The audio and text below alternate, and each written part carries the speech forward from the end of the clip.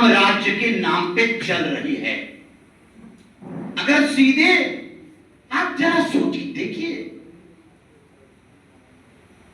एक कमेंट करके सवाल करने मात्र से जानलेवा हमला, शरीर के खाल उधेड़ दिए गए, इतने से मन नहीं भरता भाजपा के नेता का तो अपने लोगों से उसके मुंह पर पेशाब करवाते। ये मानवीयता का हद और सर्वसार कर देने वाली, उत्तर प्रदेश को बदनाम कर देने वाली घटना है। अगर मैं सीधे शब्दों में कहूं तो योगी सरकार राम राज्य नहीं जंगल राज चला रही है। हम आगे अगर बात करें तो इस बात को और समझिए, पटेलों के ऊपर घटना नहीं, आक्रामक घटना हो रही है। कानपुर के बिल्हौर क्षेत्र में स्थित खासपुर गांव है।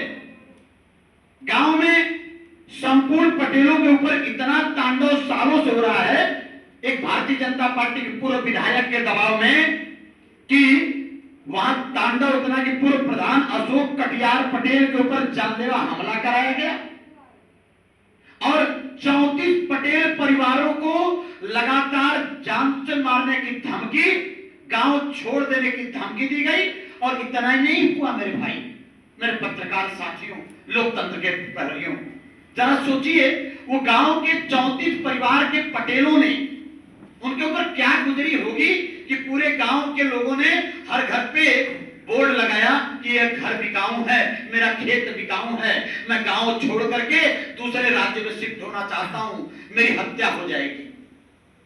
पूरे खासपुर, कानपुर बिल्हौर के अंतर्गत खासपुर गांव में पटेलों का वह गांव जहां के समूचे पटेल गांव छोड़कर गांव से पलायन करने को मजबूर हो जाए, उत्तर प्रदेश का राज्य छोड़कर दूसरे राज्य में शिफ्ट करने के लिए घोषणा कर देते हो।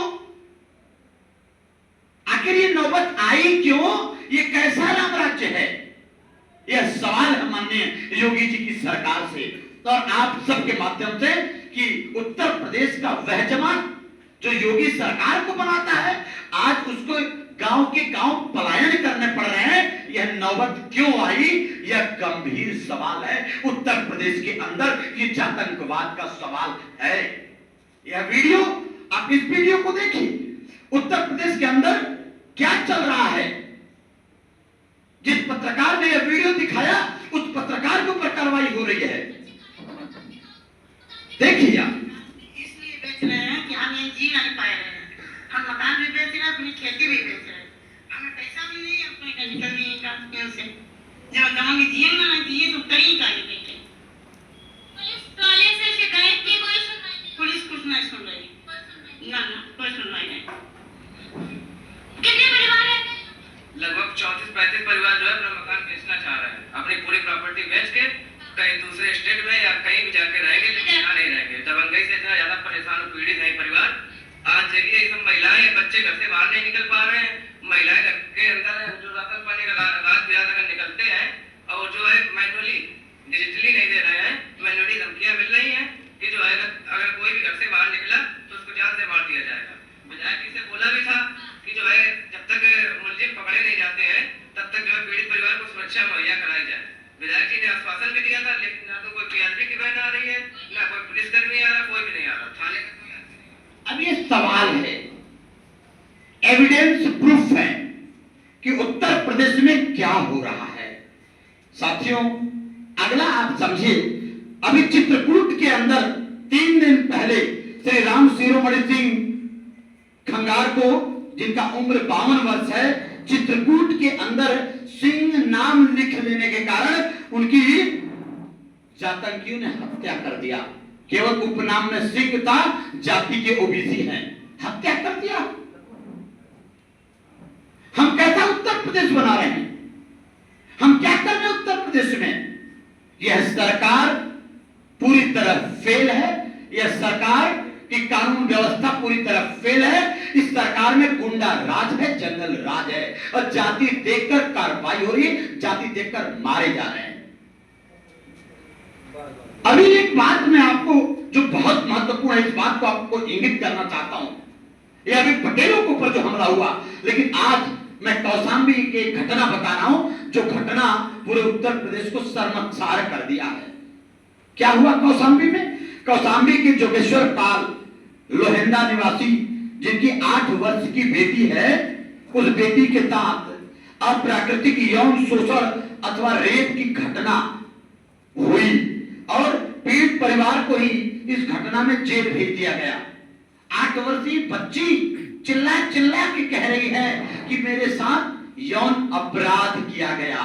यौन अपराधी को जिन थानाध्यक्ष और चौकी इंचार्ज सीओ ने यह बात सही से जांच करके एफआईआर लिखा, अपराधी को, आरोपी को जेल भेजा।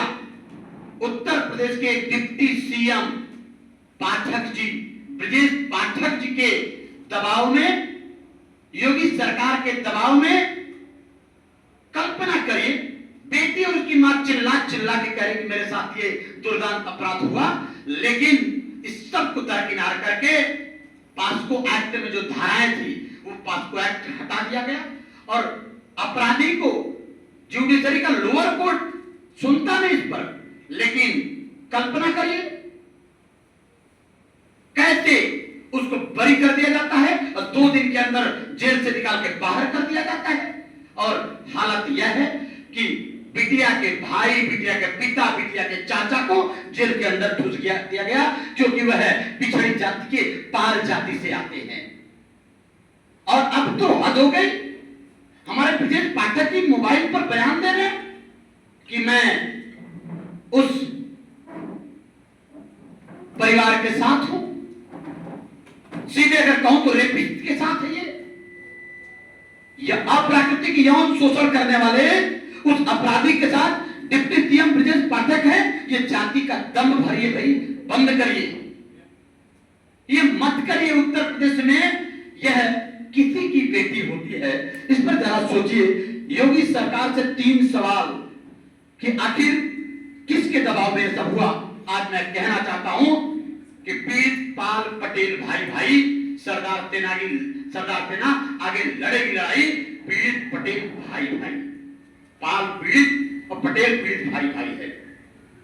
योगी सरकार से और डिप्टी सीएम ब्रजेश पाठक से सिर्फ 3 सवाल, अगर जिंदा हो, अगर आपके अंदर दम है, जवाब दे सकते हो तो आरएस पटेल, सरदार सेना पूरे उत्तर प्रदेश में सीना खोल के आपसे सवाल कर रही है, जवाब दे देना।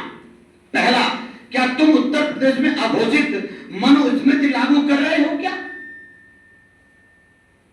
दूसरा सवाल, क्या रेपिस्ट आपकी जाति से है इसलिए आप उसका साथ दे रहे हैं? क्या ओबीसी होता रेपिस्ट तो भी आप उसका साथ देते हैं? नहीं, मेरा सवाल है। क्या तीसरा, क्या ब्रजेश पाठक जी आपकी बेटी या आपके परिवार की 8 वर्षीय बेटी के साथ कोई मैनिपुलेशन करता, कोई अपराध करता तो क्या आप उसको छोड़ देते? क्या आप कभी रेपिस्ट के साथ खड़े रहते? ये सवाल है मेरे दोस्तों। हद हो गई है। पूर्व प्रधान पाल कौशाम्बी के, जिन्होंने इस बेटी को संरक्षण देने का काम किया, वो राज्य से बाहर भी थे, उनको 25,000 का इनाम घोषित कर दिया। मुझे तो आशंका है उनके इनकाउंटर की तैयारी कर रहे हैं ये लोग, ऐसा आशंका है। क्या करेंगे मुझे नहीं पता, लेकिन इनके कुकृत्यों से पता लगता है कि ऐसा ये कर सकते हैं।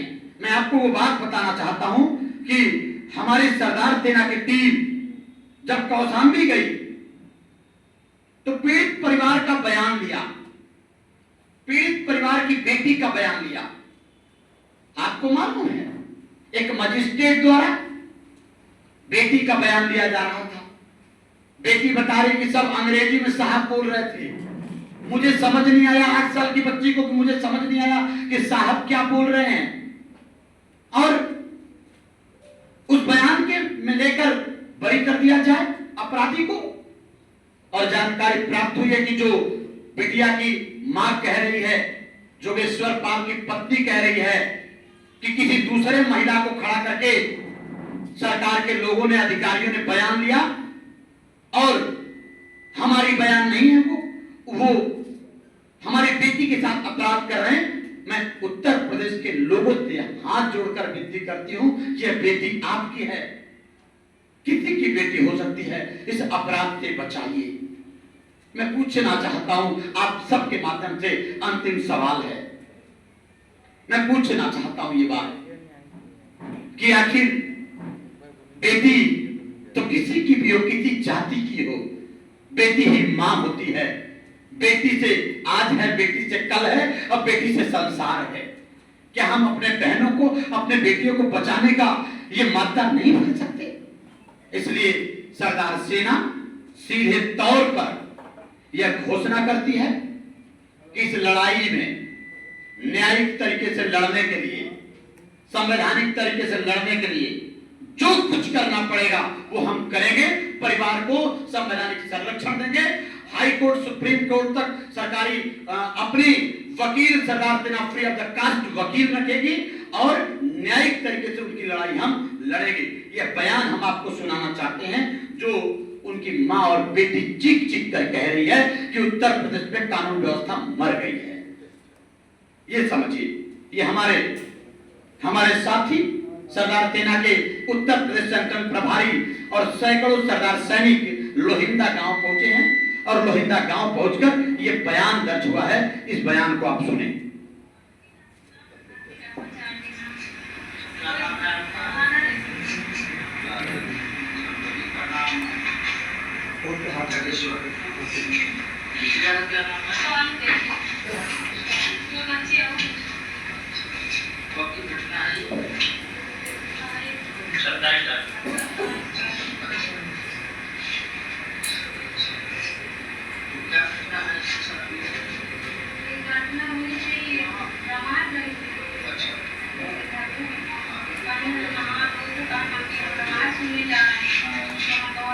भगवान के दुनिया में जा रहा है, भगवान सुन के आप जाते भगवान के जब लौटेगा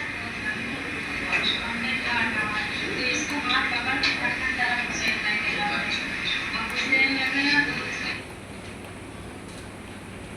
अगला वीडियो बहुत चंद समय का, इसको समझिए।